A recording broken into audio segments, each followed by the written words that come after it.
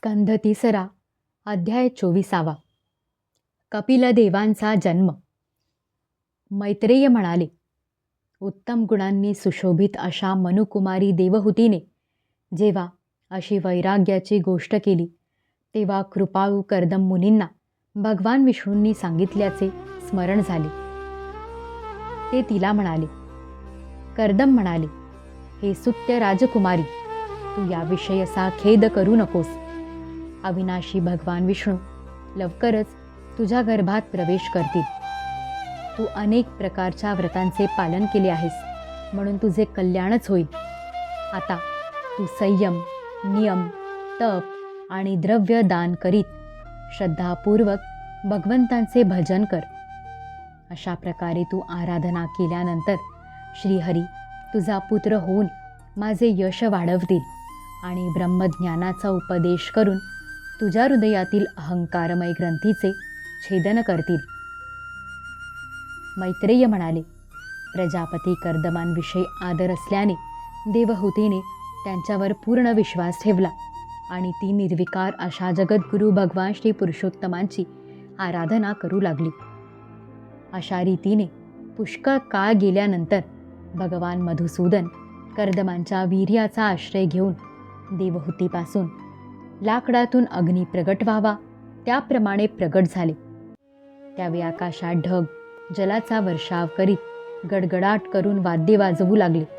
गंधर्व गाणे गाऊ लागले आणि अप्सरा आनंदित होऊन नाचू लागल्या. आकाशातून देवतांनी टाकलेल्या दिव्य फुलांचा वर्षाव होऊ लागला. सर्व दिशांमध्ये आनंद पसरला.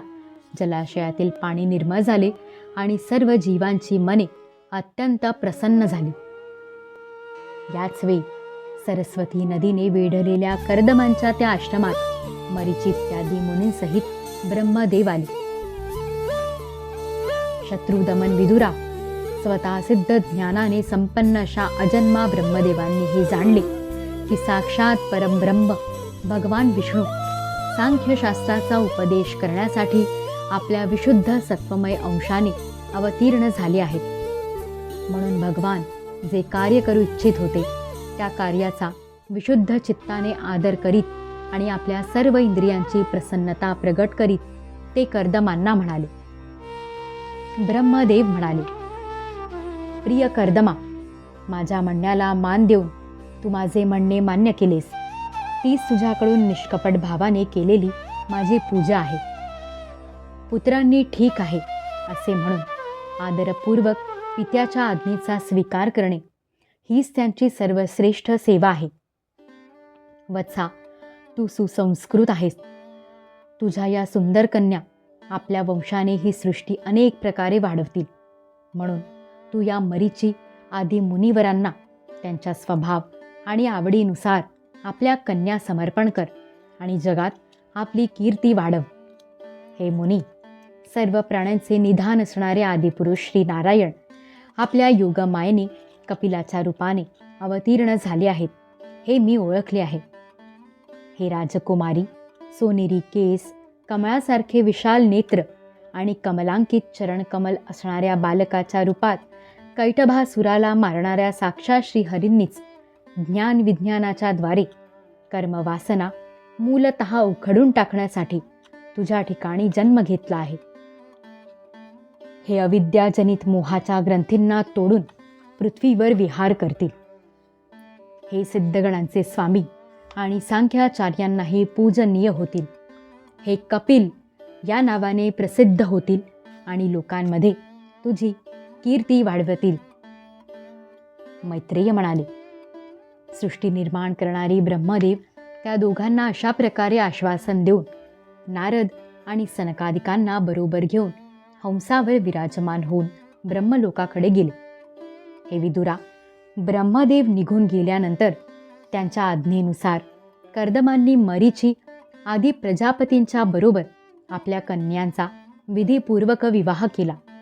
त्यांनी कला नावाची कन्या मरीचीला, अनसूया अत्रीला, श्रद्धा अंगिराला आणि हविर्भू पुलस्ताला दिली. पुलहाला अनुरूप अशी गती नावाची कन्या क्रतुला साध्वी, क्रिया, भृगुला ख्याती आणि वसिष्ठाला अरुंधती दिली. अथर्वा ऋषींना जिच्यामुळे यज्ञकर्माचा विस्तार केला जातो ती शांती नावाची कन्या दिली.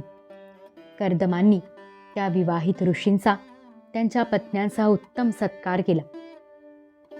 विदुरा विवाह झाल्यानंतर ते सर्व ऋषी कर्दमांचा निरोप घेऊन अतिशय आनंदाने आपापल्या आश्रमांकडे गेले.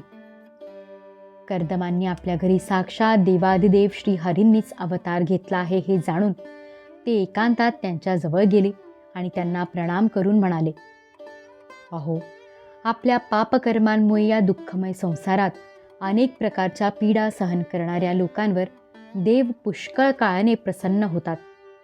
परंतु ज्यांच्या स्वरूपाला योगी लोक अनेक जन्मांच्या साधनेने सिद्ध झालेल्या श्रेष्ठ समाधीने एकांतात पाहण्याचा प्रयत्न करतात, तेच आपल्या भक्तांचे रक्षण करणारे श्रीहरी आम्हा विषय लोलुपांकडून होणाऱ्या आपल्या अवज्ञेचा काहीही विचार न करता आज आमच्या घरी अवतीर्ण झाले आहेत.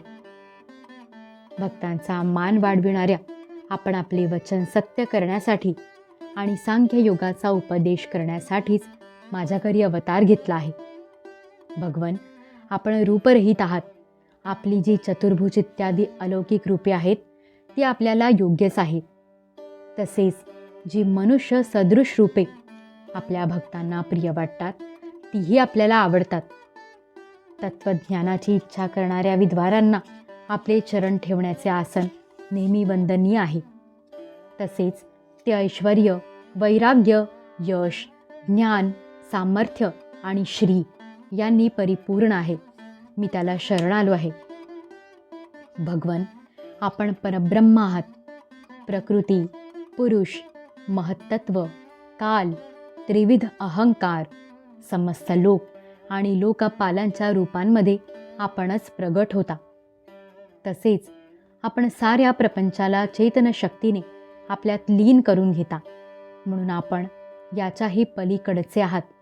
अशा आपणा भगवान कपिलांना मी शरण आलो आहे. आपण पुत्ररूपाने अवतरल्याने मी तिन्ही ऋणांतून मुक्त झालो आहे आणि माझे सर्व मनोरथ पूर्ण झाले आहे. आता मी संन्यास आश्रम ग्रहण करून आपले चिंतन करीत शोकरहित होऊन विहार करीत. आपण समस्त प्रजेचे स्वामी आहात, म्हणून मी आपली आज्ञा मागतो. श्री भगवान म्हणाले, मुनिवर्य, वैदिक आणि लौकिक अशा सर्व कर्मांसाठी जगात माझे म्हणणेच प्रमाण आहे. म्हणून मी तुला जे सांगितले होते की मी तुझ्या घरी जन्म घेईन ते सत्य करण्यासाठीच मी हा अवतार घेतला आहे. या लोकांमध्ये माझा हा जन्म लिंग शरीरातून मुक्त होण्याची इच्छा करणाऱ्या मुनींना आत्मदर्शनासाठी उपयुक्त अशा प्रकृती आदी तत्वांचे विवेचन करण्यासाठी झाला आहे. आत्मज्ञानाचा हा सूक्ष्म मार्ग बऱ्याच काळापासून लुप्त झाला आहे. याला पुन्हा प्रवर्तित करण्यासाठीच मी हे शरीर धारण केले आहे असे समज. मी आज्ञा करतो की तू इच्छेनुसार जा आणि आपली संपूर्ण कर्मे मला अर्पण करीत जिंकण्यास अत्यंत कठीण अशा मृत्यूला जिंकून मोक्षपद प्राप्त करण्यासाठी माझे भजन कर. मी स्वयंप्रकाश आणि सर्व जीवांच्या अंतःकरणात राहणारा आत्माच आहे. म्हणून तू विशुद्ध बुद्धीने आपल्या अंतःकरणात माझा साक्षात्कार करून घेशील आणि शोकमुक्त होऊन मोक्ष प्राप्त करशील. माता देवहूतीला सुद्धा मी संपूर्ण कर्मांपासून मुक्त करणारे आत्मज्ञान देईल. त्यामुळे या संसाररूप भयापासून ती पार जाईल. मैत्रेय म्हणाले, भगवान कपिलांनी याप्रमाणे सांगितल्यावर प्रजापती कर्दम त्यांना प्रदक्षिणा करून प्रसन्न चित्ताने वनातच निघून गेले. तेथे अहिंसादिक मुनिव्रतांचे पालन करीत ते केवळ श्री भगवंतांना शरण गेले. तसेच अग्निहोत्र आणि गृहस्थाश्रमाचा त्याग करून निस्संग भावाने पृथ्वीवर भ्रमण करू लागले. जे कार्यकारणाच्या पलीकडे आहेत, सत्वादी गुणांचे प्रकाशक तसेच निर्गुण आहे आणि अनन्य भक्तीनेच ज्यांची प्राप्ती होते त्या परमब्रह्मामध्ये त्यांनी आपले मन एकाग्र केले. ते अहंकार, ममता आणि सुखदुःखादी द्वंद्वांपासून अलग होऊन भेददृष्टी रहित झाले आणि सर्वांमध्ये आपल्याच आत्म्याला पाहू लागले. त्यांची बुद्धी अंतर्मुख झाली आणि शांत झाली. त्यावेळी धीरोदात्त कर्दम लाटा नसलेल्या समुद्राप्रमाणे दिसत होते. परमभक्तिभावाने सर्वांतर्यामी सर्वज्ञ भगवान वासुदेवांच्या मध्ये चित्त स्थिर झाल्याने ते साऱ्या बंधनातून मुक्त झाले. संपूर्ण भूतांमध्ये आपला आत्मा असलेल्या श्री भगवंतांना आणि भूतमात्राला आत्मस्वरूप श्रीहरींमध्ये स्थित असलेले ते पाहू लागले.